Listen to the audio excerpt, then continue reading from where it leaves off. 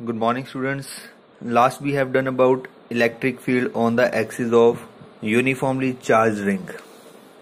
Our next topic is electric dipole placed in a uniform electric field.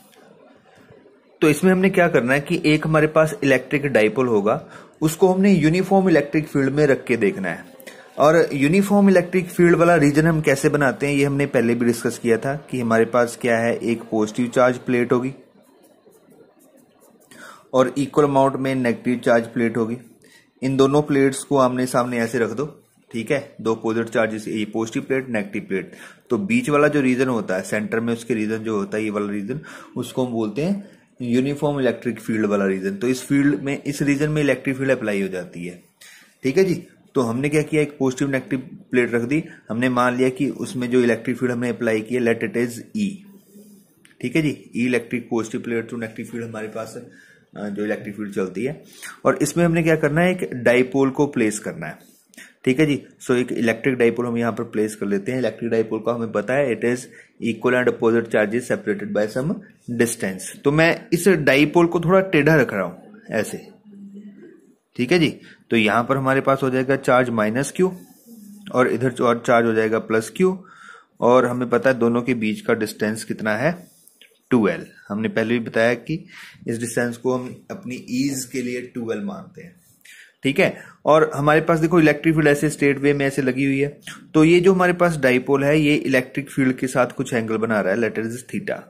कहीं पे भी आप इलेक्ट्रिक फील्ड ड्रॉ कर लो, हर जगह इसका एंगल ये थीटा बनेगा। अगर मैं यहाँ इलेक्ट्रिक फील्ड लाइन ड्रॉ कर देता हूं ऐसे, तो यहाँ पे भी ये एंगल सेम थीटा बनेगा, क्योंकि ये पैरेलल लाइंस हैं, ट्रांसवर्सल बन जाएगा डाइपोल, और ये एंगल सेम होंगे क्योंकि कॉरस्पॉन्डिंग एंगल है। तो हमारे पास क्या होगा कि ये डाइपोल को हमने क्या किया, अभी एक यूनिफॉर्म इलेक्ट्रिक फील्ड में प्लेस कर लिया है। अब देखो बेटा क्या होता है कि जैसे मैं डाइपोल को यूनिफॉर्म इलेक्ट्रिक फील्ड में प्लेस करता हूं, ये जो नेगेटिव प्लेट है, ये नेगेटिव पॉजिटिव को अपनी तरफ अट्रैक्ट करती है, ऐसे अपनी तरफ फोर्स लगाती है, ठीक है। और इधर जो हमारे पास नेगेटिव चार्ज है, इसको पॉजिटिव प्लेट अपनी तरफ जोर लगाती है ऐसे, ठीक है जी। तो इधर भी एक फोर्स अप्लाई होता है, इधर भी एक फोर्स अप्लाई होता है, ठीक है जी। और कितना फोर्स अप्लाई होता है, मैंने आपको एक रिलेशन बताया था इलेक्ट्रिक फील्ड का, एक और हमने फॉर्मूला निकाला था, it is force per unit charge. तो यहां से फोर्स कितना आ जाता है, Q इंटू ई। तो यहां पर भी हमारे पास फोर्स लगता है कितना, QE, और इधर भी फोर्स लग रहा है कितना, QE, ठीक है जी।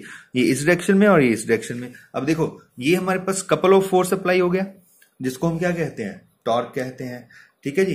जैसे मैं आपको एग्जांपल देता हूं, हमारे पास एक पेन है, सपोज ये डाइपोल है, इसको मैं एक फोर्स इधर को लगाऊं, दूसरा फोर्स इधर को लगाऊं इस डायरेक्शन में, तो क्या होगा, देखो इट स्टार्ट रोटेटिंग। तो ये हमारे पास रोटेट करना स्टार्ट हो जाता है, ठीक है, क्लियर है। और जब भी हम किसी चीज पर फोर्स लगाते हैं उसमें टर्निंग इफेक्ट आता है, तो हम बोलते हैं कि टॉर्क अप्लाई हो रहा है, क्लियर है जी। तो यहां पर एक तो क्या है, दो फोर्सेस लग रहे हैं। हमने +1 में कंडीशन पढ़ी थी, जब भी टॉर्क अप्लाई करना हो हमारे पास एक कपल ऑफ फोर्स होना चाहिए, दो फोर्सेस होने चाहिए जो सेम एक्सिस पर, सेम लाइन पर एग्जिस्ट ना करते हो, ठीक है। तो ये जो फोर्सेस हैं वो सेम लाइन पर एग्जिस्ट नहीं कर रहे, एक फोर्स इधर को है, एक फोर्स इधर को है, ठीक है, दोनों के बीच में कुछ गैप है, क्लियर है जी। अगर ये सेम लाइन पर एक्ट करें, जैसे इधर एक लाइन है, इधर फोर्स एक्ट कर रहा है QE, सिमिलरली इसी लाइन पर इधर अपोजिट डायरेक्शन में QE फोर्स एक्ट कर रहा है, तो ये फोर्स ऐसे लगेगा इससे, ठीक है। बीच में गैप अगर ना हो, तो सेम लाइन पर एक्ट हो तो टॉर्क नहीं बनता है। टॉर्क बनाने के लिए दोनों फोर्स के बीच में कुछ ना कुछ डिस्टेंस होना चाहिए, ठीक है। तो यहां पर हमारे पास डिस्टेंस है। तो हमने क्या देखा कि जब भी हम किसी भी डाइपोल को किसी एंगल पर एक यूनिफॉर्म इलेक्ट्रिक फील्ड में प्लेस करते हैं, तो उस पर टॉर्क लगना स्टार्ट हो जाता है। तो हमारा आर्टिकल ये है कि हमने उस टॉर्क की वैल्यू फाइंड करनी है कि इसमें कितना अमाउंट ऑफ टॉर्क लग रहा है, उसका क्या फॉर्मूला बनेगा। ओके, तो अगर हमने टॉर्क, ये इस टॉर्क को फाइंड करना है, तो हम अगर +1 से ये फॉर्मूला उठाए टॉर्क का, तो टॉर्क का फॉर्मूला होता है टाउ, से इसे रिप्रेजेंट करते हैं tau, it is product of either of two forces into perpendicular distance between two forces, ठीक है। ये हमारे पास फॉर्मूला होता है टॉर्क का, ठीक है। अब देखो हमारे पास फोर्सेस तो हैं, एक ये है QE, दूसरा QE फोर्स ये लग रहा है, बट इन दोनों के बीच में ये परपेंडिकुलर डिस्टेंस अभी हमें नहीं पता, ठीक है जी। देखो ये डिस्टेंस भी हम मान सकते हैं, और इधर को मैं इसको प्रोसीड एक्सटेंड करता हूं पीछे को, तो इधर को भी डिस्टेंस आ सकता है, ये भी परपेंडिकुलर डिस्टेंस रहेगा। तो दोनों डिस्टेंस सेम होंगे, किसी भी एक डिस्टेंस को आप कंसिडर कर सकते हो। ठीक है, तो हमारे पास टॉर्क का फॉर्मूला है either of two forces into perpendicular distance between two forces, ये हमारे पास टॉर्क का फॉर्मूला होता है। अच्छा, अब हमने क्या करना है, ये फोर्स का फॉर्मूला यहां पे लिखना है। क्या है ये, हमने लिखा हुआ है इधर QE, और दूसरा हमें क्या चाहिए, परपेंडिकुलर डिस्टेंस चाहिए। देखो मैं इस इक्वेशन को मान लेता हूं, let it is 1 and this is 2। अब थर्ड हमें क्या चाहिए, परपेंडिकुलर डिस्टेंस। परपेंडिकुलर डिस्टेंस, इस ट्राइंगल का हम नाम रख लेते हैं, let this point is A point, this is B और this is C। So we required BC। Clear है, तो फ्रॉम ट्राइंगल ABC हमारे पास देखो ये एंगल ऑलरेडी है, तो ये जो BC है इस ट्रायंगल का क्या हुआ, परपेंडिकुलर हुआ। एंगल के सामने हमारे पास परपेंडिकुलर होता है। परपेंडिकुलर फाइंड करने के लिए हम हमेशा साइन थीटा का सहारा लेते हैं। तो इस ट्रायंगल से हमारे पास साइन थीटा कितना आ जाएगा, it is perpendicular, it is BC upon hypotenuse. Hypotenuse कितना है, AB। क्लियर है, अगर मैं वैल्यूज पुट करता हूं, देखो BC की वैल्यू तो मेरे को नहीं पता, ये हमने फाइंड करनी है, और AB की वैल्यू ये है 2L, because it is length of dipole, electric dipole. तो यहां से मेरे पास BC आ जाता है कितना, 2L साइन थीटा। क्लियर है जी, इसको मैं 3 में, इसको नंबर 3 डाल देते हैं। तो हम क्या करते हैं, अब इक्वेशन 2 और 3 को 1 में पुट करते हैं। 2 में हमारे पास फोर्स की वैल्यू है, 3 में हमने परपेंडिकुलर डिस्टेंस फाइंड कर लिया है, we can put it in torque. ठीक है, so put 2 and 3 in 1. Okay, so after putting QE multiply 2L sin theta, ठीक है जी। यहां से एक और हमारे पास रिजल्ट मिलता है, this Q into 2L, it is called dipole moment, so it is PE sin theta. Clear, because P is equal to Q into 2L, ये हमने पहले फॉर्मूला किया हुआ है। ठीक है जी, तो ये हमारे पास टॉर्क का फॉर्मूला बन जाता है, it is PE sin theta। P, what is P here? Electric dipole moment, E is applied electric field, and theta is the angle between electric field and dipole, electric dipole। Okay जी, और इसको अगर हम देखो, torque is a vector quantity, अगर हम इसको vector form में लिखना चाहें तो वेक्टर फॉर्म में लिख सकते हैं, torque vector is equal to electric dipole moment into E। तो ये हमारे पास क्या है, साइन थीटा है, इसलिए ये क्रॉस प्रोडक्ट बनेगा। तो टॉर्क का फॉर्मूला हमारे पास आ जाता है P क्रॉस E। तो पेपर में देखो, एग्जाम में इसका क्वेश्चन ऐसे भी आ सकता है, find the torque on an electric dipole place in uniform electric field, या सिंपल आपको पूछ सकते हैं electric dipole in a uniform electric field. देखो इसका मेन जो कंसेंट है वो है इसके स्पेशल केसेस, जैसे हमने पहले भी किया था। सो फर्स्ट स्पेशल केस हमारे पास क्या बनता है कि आपको पेपर में पूछा जा सकता है, what is the net force, मेरे को क्वेश्चन को ध्यान से बनाए, what is net force on an electric dipole placed in uniform electric field. Uniform electric field, यहां ये वर्ड जरूरी है। देखो बेटा, अगर हम फोर्स की बात करें, जैसे मैंने आपको भी बताया इस डायग्राम में, जो फोर्स है एक तरफ लग रहा है QE, दूसरा इक्वल एंड अपोजिट अमाउंट का फोर्स दूसरे डायरेक्शन में लग रहा है। So and also acting on the same body, same electric dipole लग रहे हैं। तो एक ही बॉडी पर अगर हम इक्वल एंड अपोजिट अमाउंट में फोर्स लगाएं तो नेट फोर्स 0 हो जाता है। ठीक है, तो हमारे पास किसी भी डाइपोल को हम यूनिफॉर्म इलेक्ट्रिक फील्ड में रखते हैं तो हमारे पास नेट फोर्स कितना आता है, it is QE minus QE is equal to 0 आता है। ठीक है जी, क्लियर है जी। और 0 फोर्स, जब देखो फोर्स 0 है तो यहां पर ये चीज, जिस भी ऑब्जेक्ट पर फोर्स 0 हो वो कभी भी लीनियर मोशन नहीं कर सकती, वो आगे को नहीं बढ़ सकती। इसलिए ये जो हमारे पास डाइपोल है ये इधर को या इधर को नहीं खिंच सकता, ये अपनी पोजीशन पर ही रोटेट करता है। ठीक है जी, याद रखनी है बात, जब भी नेट फोर्स 0 हो तो वो बॉडी ट्रांसलेशन मोशन नहीं करती है, लीनियर मोशन नहीं करती है, वो अपनी जगह रोटेट जरूर हो सकती है। सेकंड केस हमारे पास आता है, what is the maximum torque on the dipole. Clear है जी। तो मैक्सिमम टॉर्क के लिए देखो हमारे पास टॉर्क का फॉर्मूला क्या है, torque is equal to P E sine theta. अगर मैं इसको क्रॉस प्रोडक्ट में नहीं लिखता हूं तो it is PE sine theta. देखो P is a constant quantity, Q into 2L constant, E is constant quantity क्योंकि हमने यूनिफॉर्म इलेक्ट्रिक फील्ड बोला है, uniform means constant field. Clear है। और वेरिएबल कौन है, साइन थीटा। ठीक है जी। तो देखो टॉर्क किससे बन रहा है, तीन चीजों के प्रोडक्ट से, 1 2 3। उनमें से ये चीजें चेंज नहीं हो सकती। क्या चेंज हो सकता है, साइन थीटा।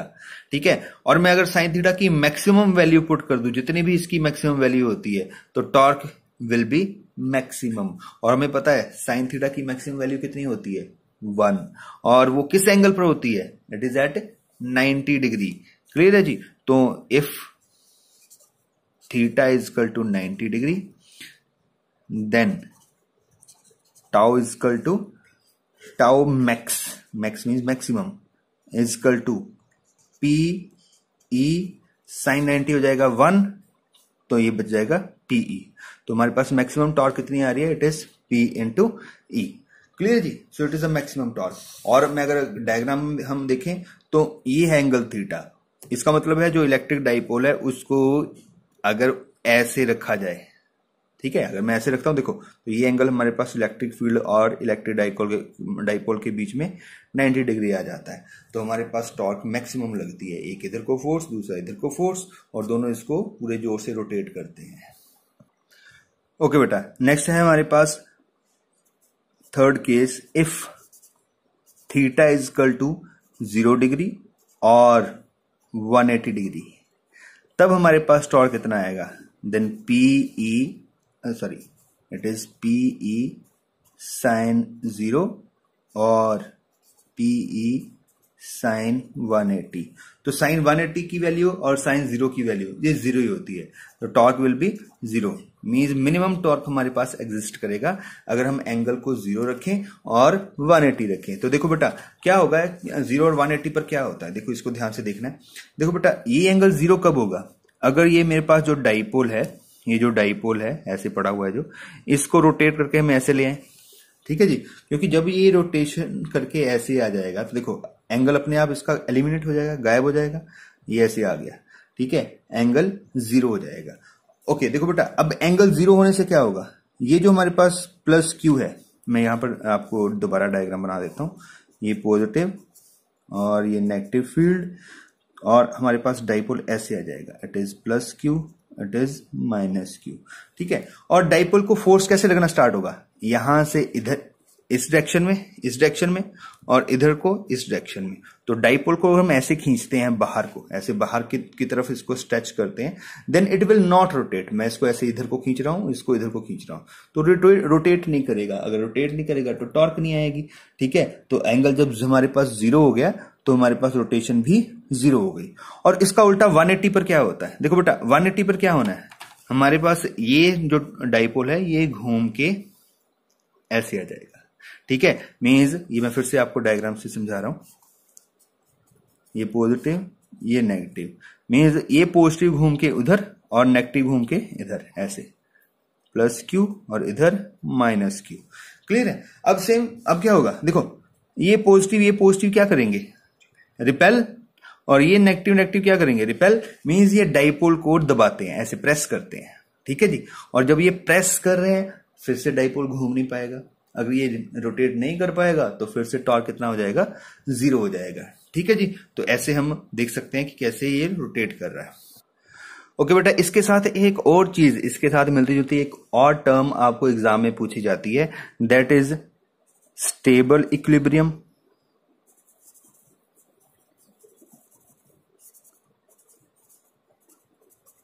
एंड अनस्टेबल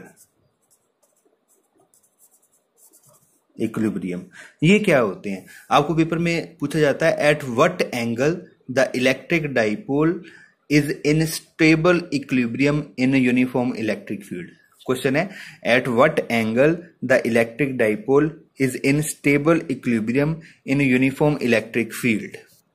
ऐसे क्वेश्चन रिपीट होके स्टेबल की जगह अनस्टेबल इक्विलिब्रियम भी आ सकता है। तो हमने पहले समझना है what are stable and unstable equilibriums.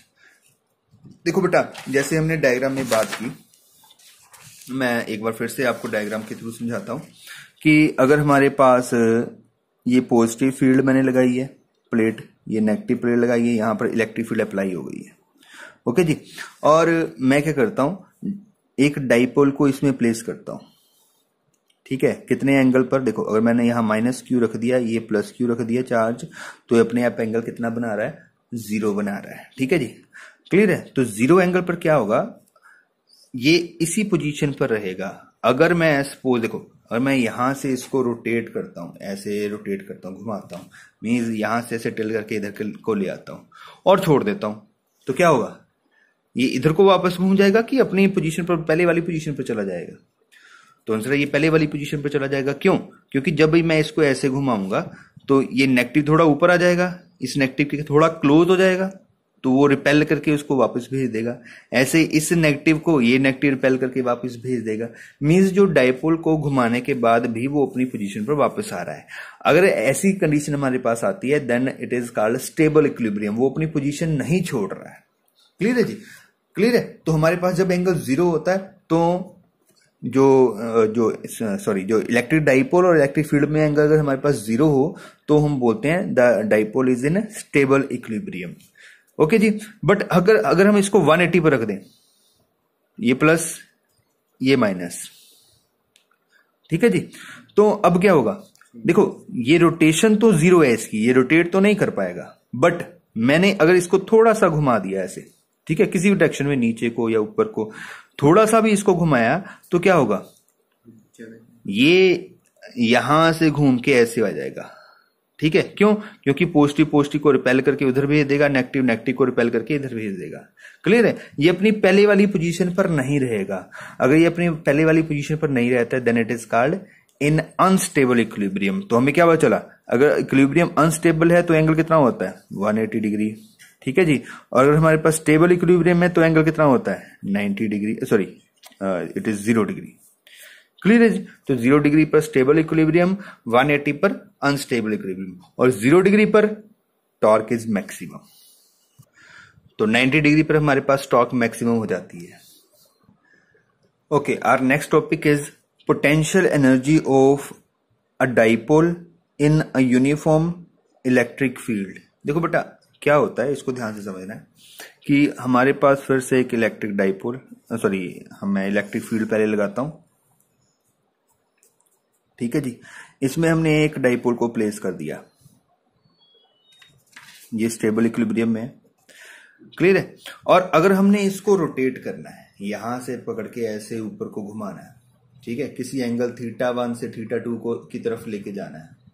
ठीक है जी, तो ऑब्वियस है हमें फोर्स अप्लाई करना पड़ेगा, और ये कुछ एंगुलर डिस्प्लेसमेंट भी करेगा। एंगुलर डिस्प्लेसमेंट मींस कुछ एंगल से रोटेट भी करेगा। ठीक है, तो फोर्स अप्लाई या टॉर्क अप्लाई करना पड़ रहा है और एंगुलर डिस्प्लेसमेंट हो रही है, तो force into displacement is work done. ठीक है जी, तो यहां पर हमारे पास डाइपोल को किसी एंगल तक घुमाने के लिए, जैसे यहां से यहां तक मैंने कुछ एंगल थीटा इसको घुमाना है, -q से ये यहां तक लेके जाना है, तो मेरे को कुछ एनर्जी लगानी पड़ती है।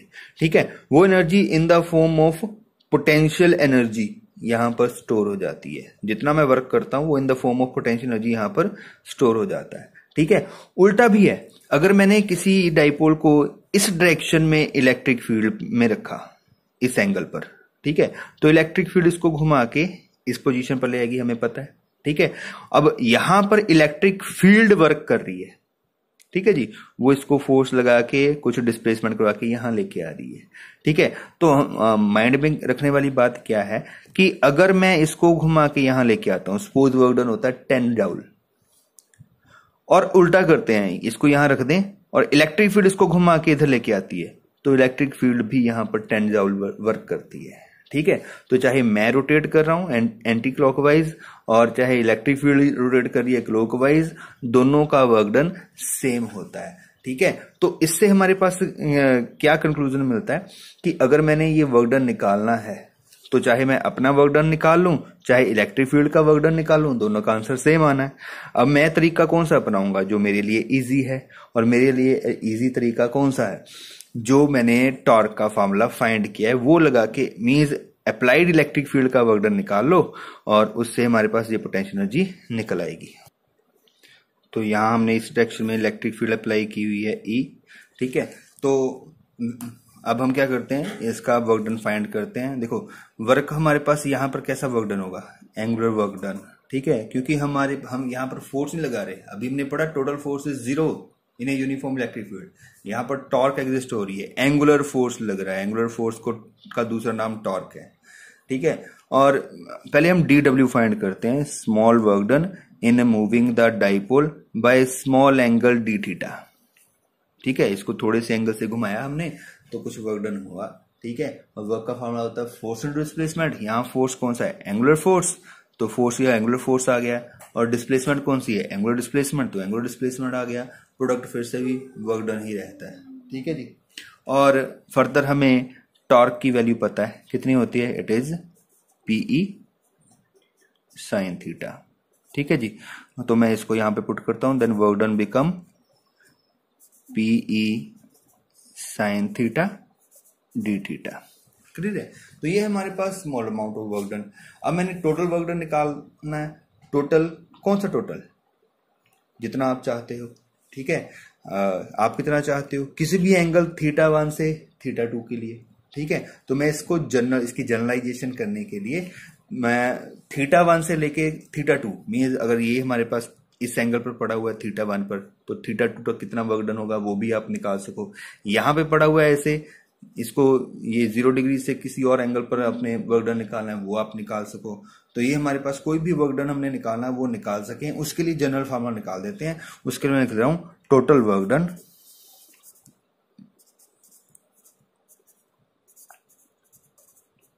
इन रोटेटिंग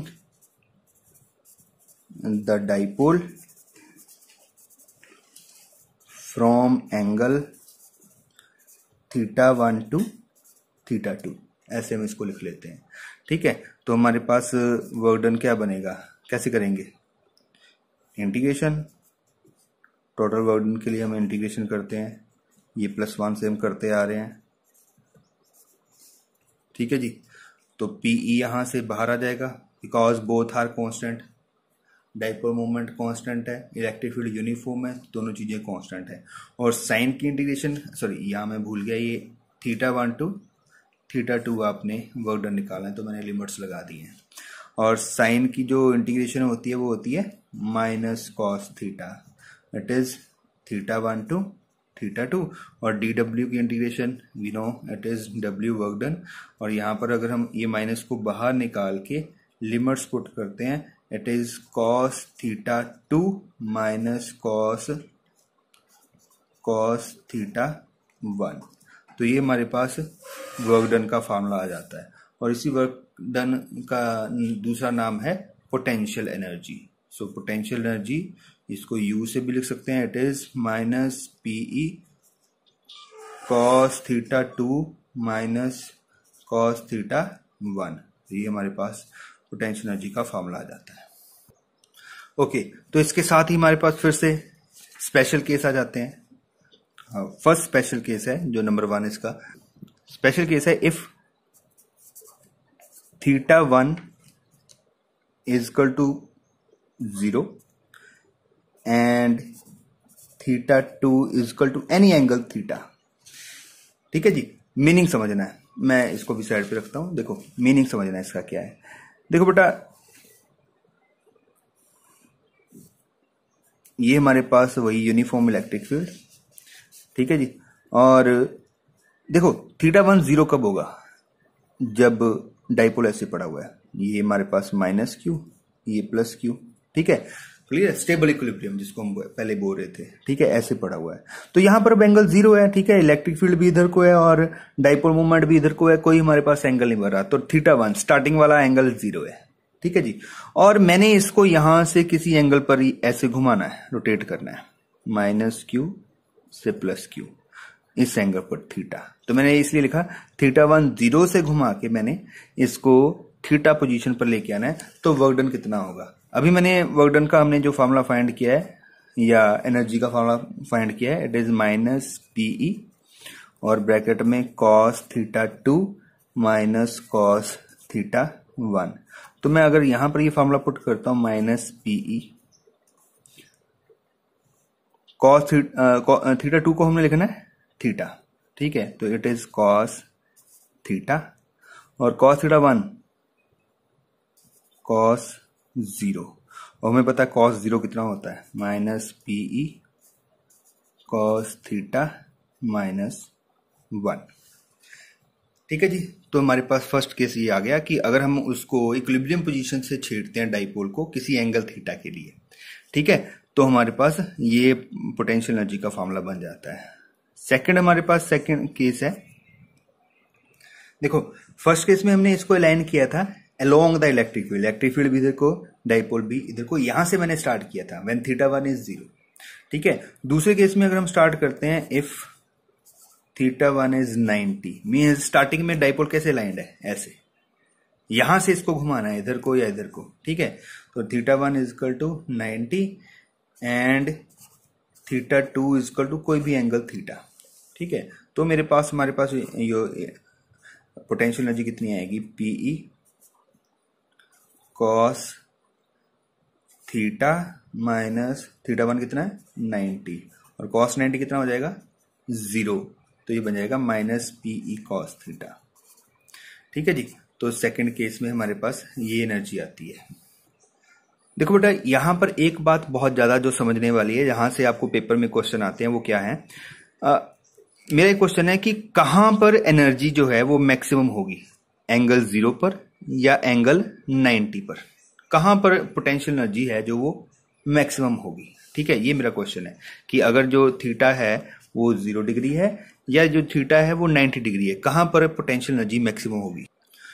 तो देखो बेटा हमारे माइंड में बहुत बार यही मतलब आता है कि जो एंगल जब 90 हो तो पोटेंशियल एनर्जी है वो मैक्सिमम होगी, बट ऐसा हरगिज नहीं है, ठीक है। जब हमारे पास एंगल 0 होता है तब हमारे पास पोटेंशियल एनर्जी मैक्सिमम होती है, ठीक है। रीजन देखो cos 0 1 और 1 cos की मैक्सिमम वैल्यू है, और इसके पीछे जो प्रैक्टिकल इसका मीनिंग क्या है, देखो बेटा जब हमारे पास डाइपोल 0 डिग्री पर पड़ा हुआ है, मींस ऐसे पड़ा हुआ है, ठीक है, अब ये पॉजिटिव चार्ज नेगेटिव के बिल्कुल पास है और ये जो नेगेटिव है इस पॉजिटिव के बिल्कुल क्लोज है, ठीक है।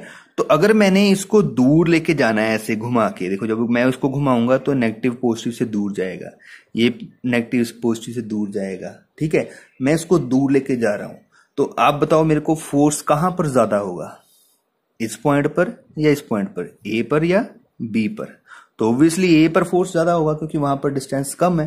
तो अगर वहां पर फोर्स मेरे को ए पॉइंट से इसको स्टार्ट करने पर मेरे को ज्यादा फोर्स लगाना पड़ रहा है, उसके बाद फोर्स कम हो ही जा रहा है, ठीक है, तो वर्क का फॉर्मूला होता है फोर्स इनटू डिस्प्लेसमेंट, तो यहां फोर्स ज्यादा है तो एनर्जी भी यहां पे ज्यादा होती है, क्लियर है जी। तो 0 डिग्री पर एनर्जी जो है जो वो मैक्सिमम होती है, और इसके बाद अगर मैं 90 पर लेके जाऊं तो एनर्जी मिनिमम हो जाती है, लगभग 0 हो जाती है, ठीक है। इसको बात को हमने माइंड में रखना है, क्यों, क्योंकि इसके बेस पर न्यूमेरिकल क्या आता है, देखो ये ध्यान से सुनना है आपको।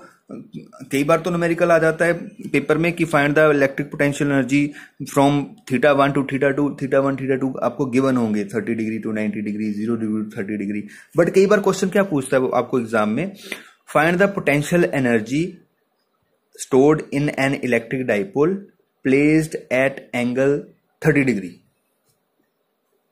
अब यहां पर क्या कंफ्यूजन है कि उसने आपको एक एंगल तो दे दिया 30 डिग्री, बट आपको ये नहीं बोला कि आपको किस एंगल से स्टार्ट करना है, किस एंगल से स्टार्ट करके 30 डिग्री पर लेके जाना है।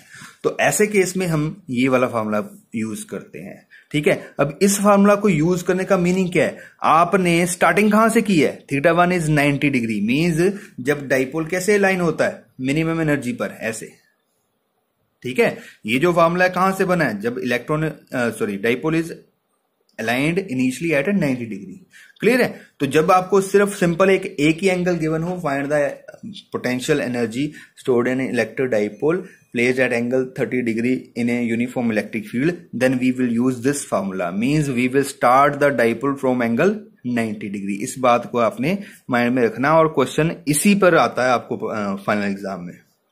ओके, तो आज हमने 2 टॉपिक्स कवर किए। पहला हमने फाइंड किया है टॉर्क, उसका फॉर्मूला पीई साइन थीटा, और दूसरा हमने इलेक्ट्रिक पोटेंशियल एनर्जी फाइंड करने का फॉर्मूला देखा है that is P E cos theta 2 minus cos theta 1।